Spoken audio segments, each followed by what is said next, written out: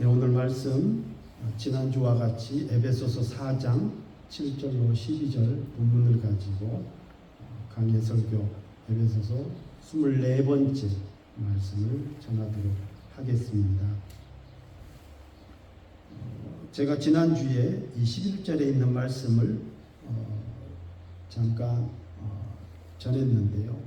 이게 확실히 전달이 되었는지 좀 확인이 될 필요성이 있습니다. 그가 어떤 사람은 사도로, 어떤 사람은 선지자로, 그리고 어떤 사람은 복음 전하는 자로, 어떤 사람은 목사로, 그리고 교사로 삼으셨다.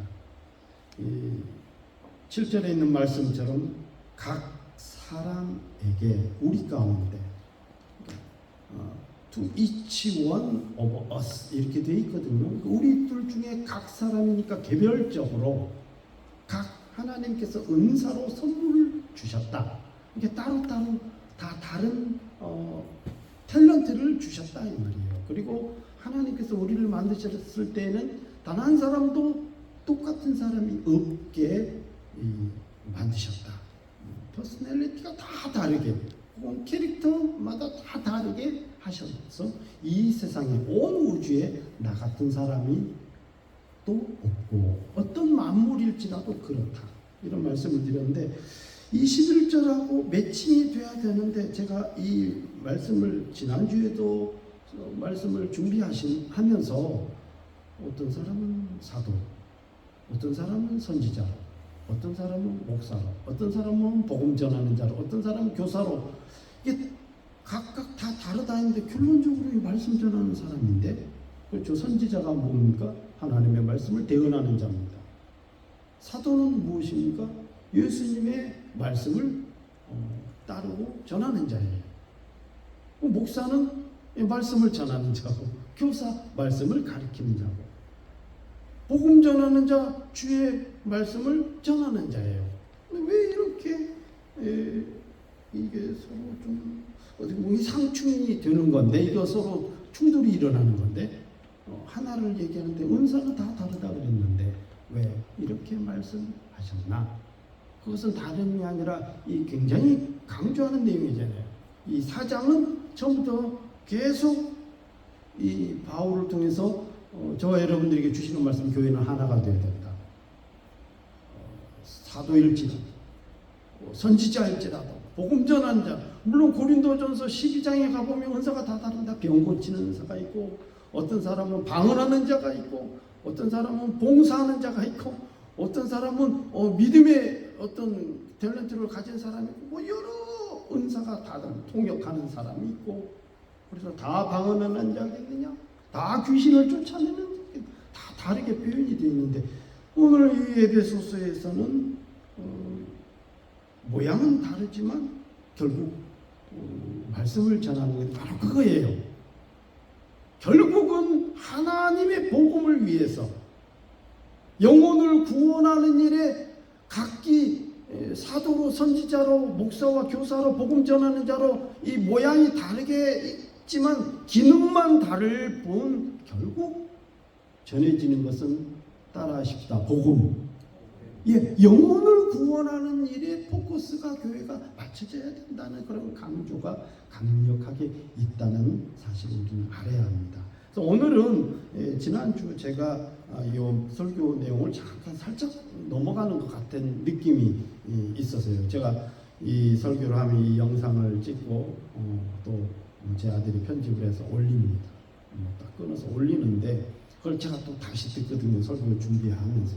듣다 보면 이 부분 좀 이 부분 은혜가 있는데 이 부분은 조금 뭔가 좀 부족한 부분이 있겠구나 하면서 강해 설교의 장점이 그겁니다. 바로 이 말씀 중 연결해 가면서 이 부분이 조금 너무 약한 부분이 있겠구나 해서 다시 말씀을 드리는 거고요. 오늘 말씀은 어느 부분이냐면 그리스도의 몸을 세우려 하심이라 하는 이 말씀 12절 결론적인 말씀이기도 하는데요. 이는 이렇게 각기 다른 은사로 다른 어떤 하나도 똑같지 않은 사람들이 모여서 하나가 되게 해서 교회로 불러 모아주신 그 목적이 뭐냐면 결국은 성도를 온전케 하고 봉사의 일을 하게 하며, 그리고 결론 그리스도의 몸을 세우려 하시니라. 그리스도의 몸을 세운다는 의미가 뭐냐 이 말이에요. 쉬운 거죠. 교회를 온전히 세우고자 하는, 교회를 세워서 하고자 하는 그 목적은, 그 의미를 우리가 알아야 돼요. 이 그리스도의 몸이라고 하는 것은 보여지는 유형적인 어떤 우리 눈에 가시적인 눈으로 보이는 어떤 빌딩, 어떤 그런 건물적인 성전, 그런 의미가 아닙니다. 보여지지 않는 영적 그리스도 안에서 은혜를 입은 하나님의 사람들 그 자체 공동체가 바로 그리스도의 몸이에요. 그게 진정한 교회의 의미이기도 하고요.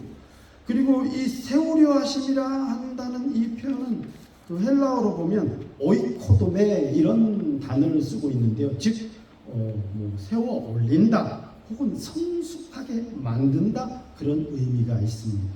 즉 그리스도의 몸을 세우려 하심이라는 것은 그리스도 안에서 은혜를 입은 영적 공동체를 성장시키기 위함이다, 그런 의미로 우리가 받아들여야 돼요.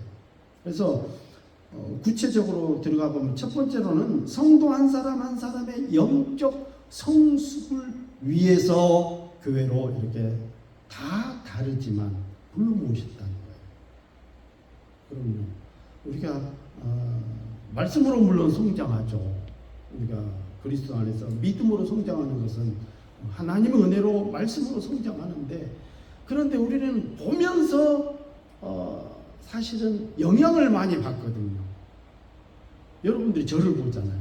저는 여러분을 보고, 혹은 성도는 성도를 보고, 이 보는 가운데 저 사람 왜 다르지? 나와 저는 달라.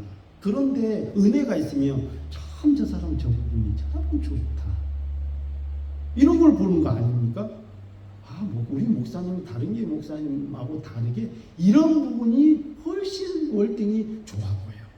그리고 그런 장점이 있어. 이런 보여지는 것을 통해서 하나님께서는 한 개인의 성도의 믿음의 성장을 위해서 서로 다르게 불러 모으셨다 이 말이에요. 제가 서두에 이미 결론은 내려놨습니다. 결국은 하나 되게 하기 위해서. 그렇지만 그 하나 되게 하기 위해서 그리스도 몸을 세우기 위함이라고 하는 이 진정한 의미는 한 사람의 영적 성장을 위해서. 그래서 예수 그리스도를 더 깊이 알게 하고, 여러분 목사를 보면서도 혹은 성도와 성도를 보면서도 그리스도를 깊이 알아가는 것입니다. 우리가 말씀을 통해서 알아가면 되죠. 그럼 말씀을 통해서 알아가면은 굳이 교회를 올 필요가 있겠습니까? 성경 읽으면 되고, 그리고 유튜브를 통해서 설교 들으면 되겠죠. 하나님께서는 교회라는 공동체를, 그리스도의 몸을 세우는 목적이 있다 이게. 성도 간에 연합을 해서 서로를 보면서 그를 통해서, 그럼요, 저도 여러분을 통해서 제가 그리스도의 모습을 깊이 알아가죠. 깨닫는 바가 있더라 이거예요. 또 우리 교회 우리 김용환 목사님 계시지만, 어떻게 하면 나도 저렇게 목회를 하고, 어떻게 하면 나도 저렇게 선교를 하고, 어떻게 하면 저렇게 아름답게 노년을 멋있게 이렇게, 말 그대로 정말 우리 목사님 사모님을 보면 딱 한 단어예요. 황홀. 아름다운 모습을 저렇게 나도 저렇게 될 수 있을까? 하나님 내게 이렇게 보내주신 이유는, 우리 교회 이렇게 보내주신 이유는 바로 그런 것처럼 너도 멋지게 그리스도를 알아가고 목회를 해라 하는 엄청난 사인, 그것을 보면서 그리스도를 깊이 알게 되고, 바울도 그랬거든요. 에베소 교인들을 뿐만 아니라 그가 교회를 곳곳에 세워나가면서 너희들이 또 나와 같이 되기를 바란다. 그 말은 뭡니까? 내가 아는 하나님, 내가 아는 그 그리스도, 내가 받은 그 은혜를 너희들도 나를 통해서 보면서 알기를 원한다. 왜요? 자기 자랑, 자기 교만이 아니라 내가 전에 어떤 사람이었다는 것을 너희들이 더 잘 알지 않느냐. 나는 그리스도를 대적한 자요. 그리고 소위 말하는 그리스도를 따르는 자들을 잡아서 고문하고 감옥 가게 하고 회방자요, 핍박자요. 나는 그런 사람이었는데 내가 그리스도로 말미암아 그 은혜를 깊이 알고 나니까 그러니까 너희들도 나와 같이 되기를 바란다. 이게 자랑이 아니죠. 그리고 옛사람을 벗어버리고 그리스도로 새 사람을 잇는, 그리고 말씀과 성령으로 변화되는 삶이 그리스도의 몸을 세우는 일에 있어서 이 개인 한 사람의 영적 성숙을 위해서, 두 번째로는 공동체 전체의 연합과 그리고 사랑입니다. 에베소서 4장은 계속해서 하나됨을 강조하고 있는데, 이건 예수 그리스도 안에서 하나됨이 모두가 똑같아져라가 아닙니다. 예. 여러분, 이 에베소 교회 이 소신서는 목적이 에베소 교회 두 부류의 성도들 때문에 쓰여진 거잖아요. 헬라인들 출신들 그리고 유대인 출신들. 이 지역은 이방 지역입니다. 그렇다고 해서 이 유대인이 헬라인이 될 수 없듯이 또 헬라인이 유대인이 될 수 없습니다. 여러분 저가 될 수가 없어요. 저는 여러분이 될 수가 없고, 결코 캐릭터도 바뀔 수가 없고, 어떤 서로 다른 누구라 할지라도 인종이든 나이든, 그럼요, 제가 나이가 많아질 수 있는 것도 아니고 혹은 젊어질 수 있는 것도 아닙니다. 제가 여자가 될 수 있는 것도 아니고 여러분 가운데 여자분이 남자가 될 수 있는 것도 아니고, 어떤 가정 환경이나 어떤 삶의 어떤 모든 패턴이 바뀔 수 있는 게 아니에요. 서로 다른 누구라 할지라도 그리스도 안에서 믿음으로 말씀으로 하나 되고, 분열이 사라지고 사랑으로 세워주는 것을 의미하는 것이죠. 그게 그리스도의 몸을 세우는 것입니다. 세 번째로는 각자의 은사가 자리 잡고 기능하는 것입니다. 가리키는 사람은 가리키고, 또 돌보는 사람은 돌보고, 전도하는 사람은 전도하고, 돕는 사람은 돕고, 이렇게 가진 바, 즉 받은 바 은사가 하모니, 즉 다를지라도 조화를 이루는 상태입니다. 그리고 네 번째로는 그리스도의 형상이 드러나는 공동체가 되는 것이 그리스도의 몸을 세우려 하심이라는 의미이다, 이 말이에요. 몸이 세워진다는 것은 공동체를 통해서 예수님의 성품, 사랑, 거룩함이 더 나타내는 것입니다. 즉 세상 속에서 예수님을 닮은 공동체가 되는 것을 의미합니다. 제가 첫 번째부터 네 번째까지 말씀을 드렸는데 여러분 듣다 보니까 왜 그런 말씀이긴 한데 좀 피부에 와닿지 않고 너무 관념적인 것 같죠? 그래서 그리스도의 몸을 세우려 함이라는 이 여러 말씀 가운데 여러분, 제가 이 네 가지를 설명해서 다 잊어버려도 괜찮아요. 그런데 우리가 잊지 말아야 될, 유념해야 될 그런 내용이 있다. 그게 뭐냐면 다른 것이 아닙니다. 여러분, 우리가 서로 다른 캐릭터의 사람들이 하나님의 은혜를 입고 이 교회에 부르심을 입어 들어왔습니다. 그럼에도 불구하고 우리는 여전히 죄인된 모습에서 자유할 수 없기 때문입니다. 그래서 나다움의 아름다움과 어떤 좋은 어드밴티지, 장점이 자칫하면 이것이 조화를 이루지 못한다면 상대방을 불편하게 할 수 있고요. 그리고 그들을 상처로 고립시킬 수밖에 없습니다. 이걸 강구하면 안 됩니다. 그래서 우리가 유념해야 하는 구절이 에베소서 4장 9절로 10절입니다. 지난주에도 설교를 드렸지만 다시 보십시다. 다 같이 시작. 올라가셨다 하였은즉 땅 아래 낮은 곳으로 내리셨던 것이 아니면 무엇이냐. 내리셨던 그가 곧 모든 하늘 위에 오르신 자니 이는 만물을 충만하게 하려 하시니라. 9절 말씀 그 하나 더 압축한다면 올라가셨다 하였은즉 땅 아래 낮은 곳으로 내리셨던 것이 아니면 무엇이냐. 이 말씀입니다.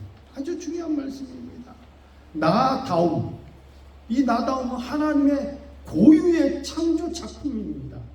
엄청나게 아름다운 작품인데 이게 죄가 들어오고 나서 그 나다움이 조화를 이룰 때 트러블 혹은 분쟁 혹은 문제가 일으키고, 그래서 교회라는 그 은혜의 단체, 믿음의 단체에 있으면서도 시험이 오게 되고요. 교회가 분열이 일어나고, 저 에베소 교회가 그렇거든요. 분명히 예수 그리스도 그리스도로 개종을 했고 전통적인 유대인이라 할지라도 예수 그리스도를 따르고 믿는다 하면서도 교회 안에 들어와서 너희들은 그런 출신이 아니야. 아니야, 너희들은 저런 게 달라 하면서 그들의 서로 나다움의 조화를 이루지 못하는 이 죄성 때문에 그런 문제가 벌어졌다.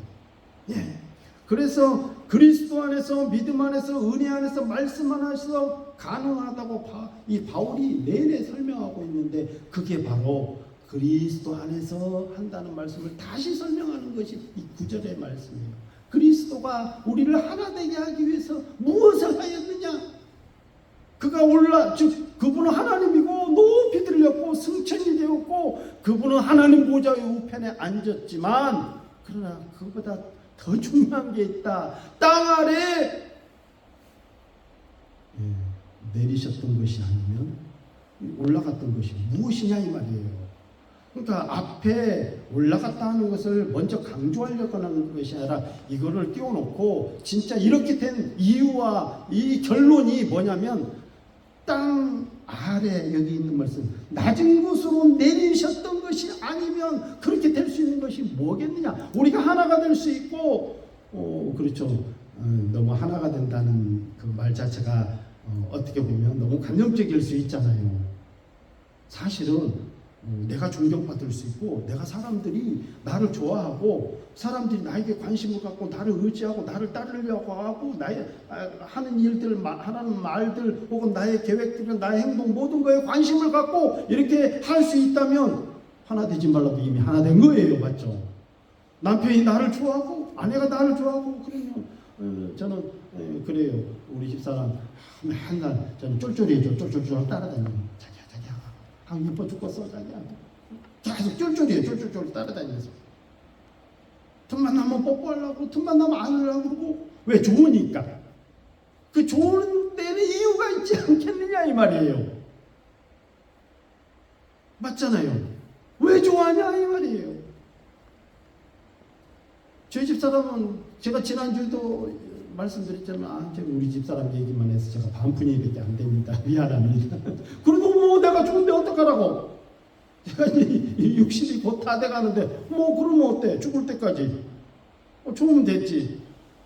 그것을 통해서 서로 좋아하고 뭐 사랑하는 모습이 일단은 자녀들한테 좋은 모습이고 또 우리 교회 성도들한테도 좋은 모습이고 그리고 자라나는 젊은 청년들도 야 저렇게 결혼하면 좋겠다. 뭐가 문제냐? 돈이 문제냐? 환경이 문제냐? 어떤 사회적 지위가 문제냐? 그거 관계없네? 이러면 성공 아니냐 이 말이에요. 그러니까 우리 집사람 모르겠지만 저 입장에서는 왜 좋고 왜 따라다니고 왜 낚시를 가도 같이 꼭 데리고 가고 싶고 그럼요 놀러 가도 일을 해도 같이 하고 싶고 뭘 음식을 만들어도 같이 하고 싶고 하다못해 뭘 해도 같이 하고 싶으냐 이 말이에요. 이유가 있을 거 아니에요. 이 말씀처럼 우리 집사람 항상 다시 지난주 말씀 저하고 저는 우리 집사람은 극과 극입니다. 저는 하고 싶은 말을 꼭 해야 되는 성격인데 우리 집사람은 하고 싶은 말을 잘 안 해요. 저는 무엇이든지 어떤 일이 있으면 결정을 빨리 하는 스타일인데 우리 집사람은 결정을 주저해요. 어떤 부분에 있어서 우리 사람은 그러니까 저 같은 경우는 그냥 빨리 처리하고 빨리 끝내놓고 빨리 쉬고 싶은 거예요. 우리 사람은 무리하지 않게 천천히 다복다복 꼼꼼하게 잘 하기를 원해요.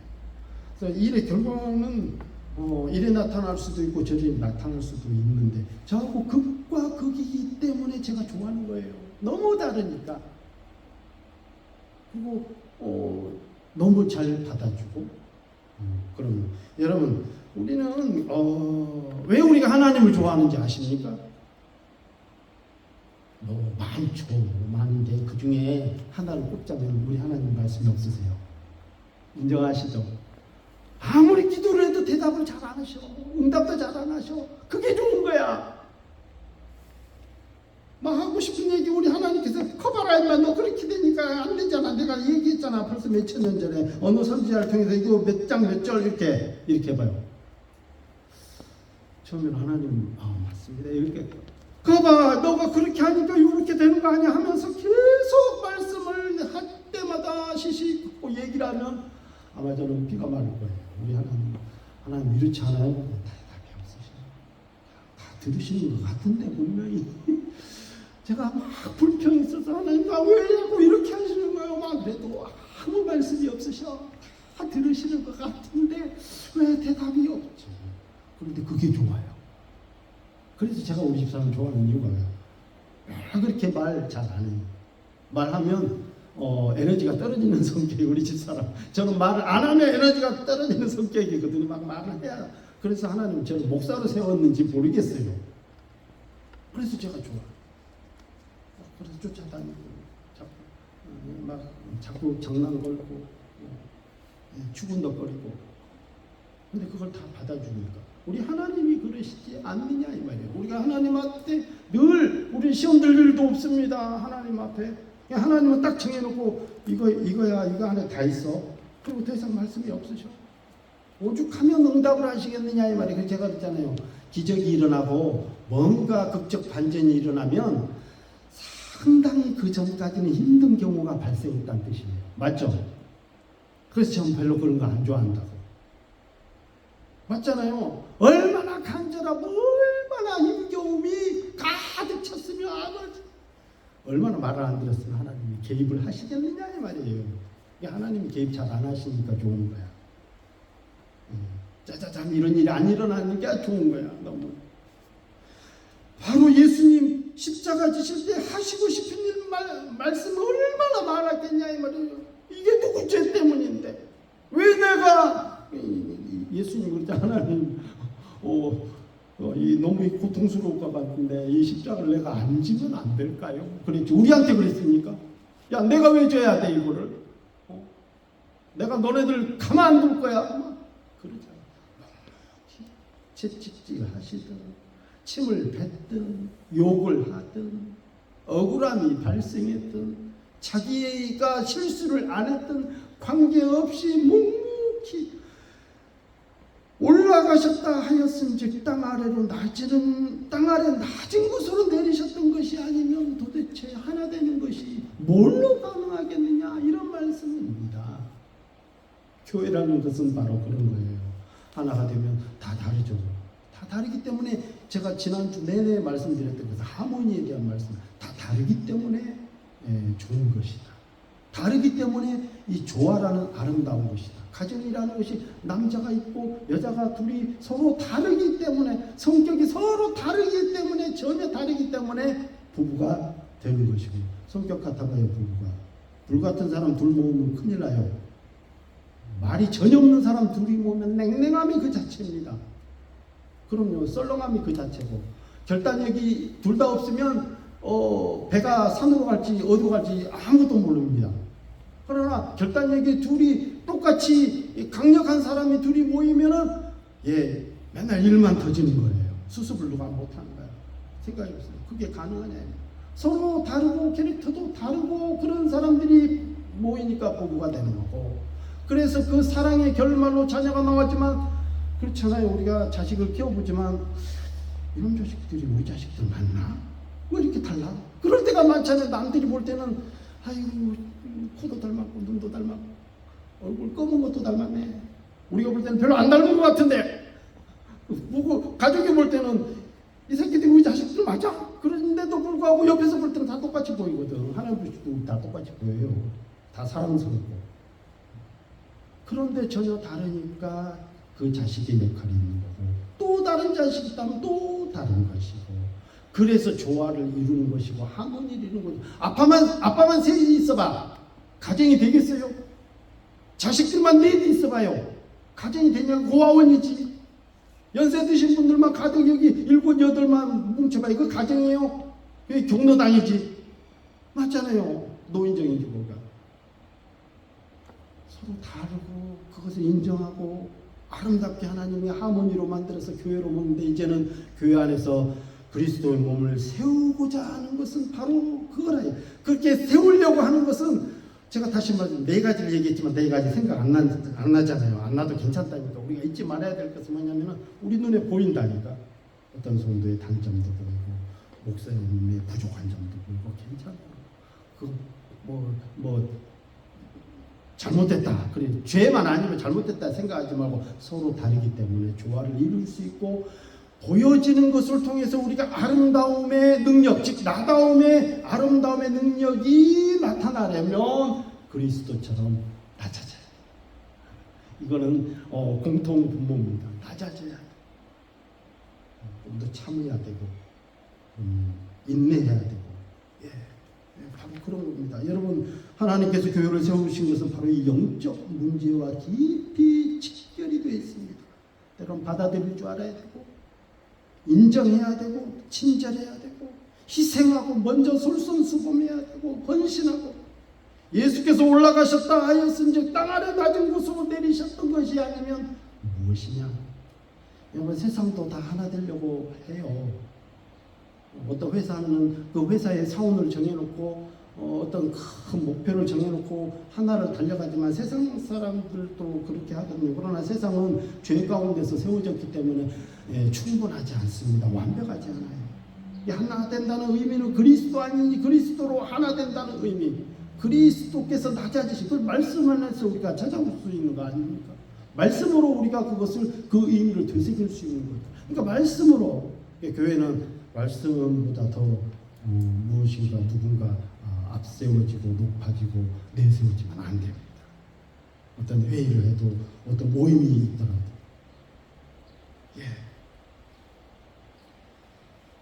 하나 된다는 의미는 그 영적 문제와 직결되어 있다 이런 말씀을 드렸지만 또 하나는 하나 된다는 의미는 결국은 우리가 눈에 보이는 거기 때문에 따라하십니다. 관계성.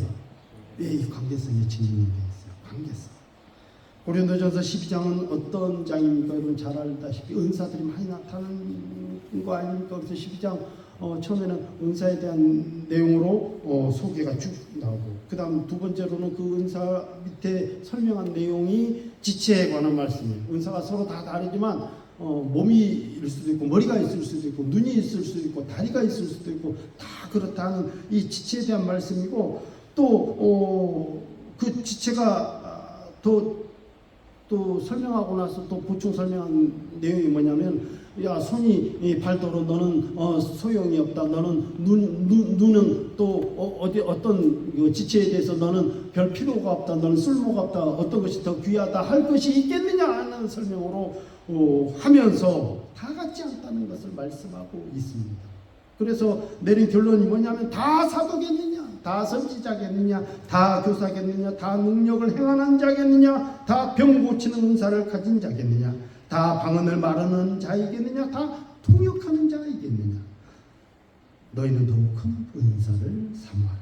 내가 또한 가장 좋은 길을 너희에게 보이리라. 그래서 공통분모를 주는 거예요. 사랑은 뭡니까? 13장에 나오는 게 이제 낮아짐의 연속이에요. 사랑은 그렇죠. 온유하고 성내지 않고 자기를 주장하지 않고 자랑하지 않고 온유하고 계속 낮아짐. 하고 싶은 말 많고지만 인내해야 되고 절제해야 되고 온유해야 되고 양선해야 되고 베풀어야 되고 헌신해야 되고 계속 그걸 말씀하고 있는 거예요. 고린도전서 바울이 기록한 거 아닙니까? 에베소 지금 바울이 기록한 거잖아요. 지금 고린도 교회도 계속 그런 문제, 그 고린도 교회가 그런 문제에 부딪혀 있거든요.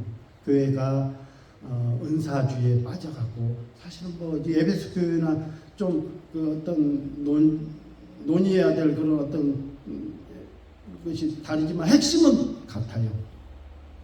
그리스도의 은혜로 하나 되지 못함. 즉 말씀으로 은혜로 하나 되면 은사들 지금 여기 있는 것처럼 헬라인이냐 유대인이냐 이런 어떤 서로 다름에 대한 문제들 관계가 오는 거거든요. 지금 그걸 말씀합니다. 이 관계성에서 이 오는 그 어떤 에너지가 있잖아요. 교회가 은혜가 넘치면 막 교회 오고 싶잖아요. 은혜가 막 넘치면 어쨌든지 교회 모임 더 참석하고 싶고 어쨌든지 교회 기도도 더 하고 그러나 은혜가 떨어지고 자기가 주장이 되어지고 시험이 들고 교회가 어떤 분열이 되고 이루어지면 기도회도 오기 싫습니다. 예배도 오기 싫습니다. 또 성도들 간에 만남도 싫습니다. 다 싫어지는 거예요. 그런 문제가 모르죠. 그러니까 이 말씀이 중요합니다. 그리스도께서 올라가셨다 하셨은즉 땅 아래로 낮은 곳으로 내리셨던 것이 아니면 무엇이냐. 오늘 말씀의 핵심적인 키워드고 포인트입니다. 여러분들 잊지 마시기 바랍니다. 여러분 혹시 나 때문에 다른 사람들이 혹시 피하고 싶어하고 함께하고 싶어하지 않고 부담스러워하고 뭔가 그런 것이 있습니까? 그런 문제가 있다고 하면 나에게 있어서 어떤 솔루션이 있는가? 그 솔루션은 내 스스로는 불가능해요. 오늘 말씀입니다. 내가 다 찾아야 되는구나. 내가 뭐라고? 그리스도 그 하나님도 억울함을 참으시고 하고 싶은 말씀 많았고 행동하고 싶은 거 많았지만 다 내려놓고 죽어지고 결국 십자가 지고 완전히 죽어질 때까지 그렇게 하니까 역사가 일어나는 거죠. 말씀을 맺겠습니다. 하나님께서는 바울을 통해서 저와 여러분들에게 교회가 하나가 되게 하는 그 목적이 그리스도의 몸을 세우려 함이라고 말씀하고 있습니다. 그리스도의 몸은 저와 여러분들입니다.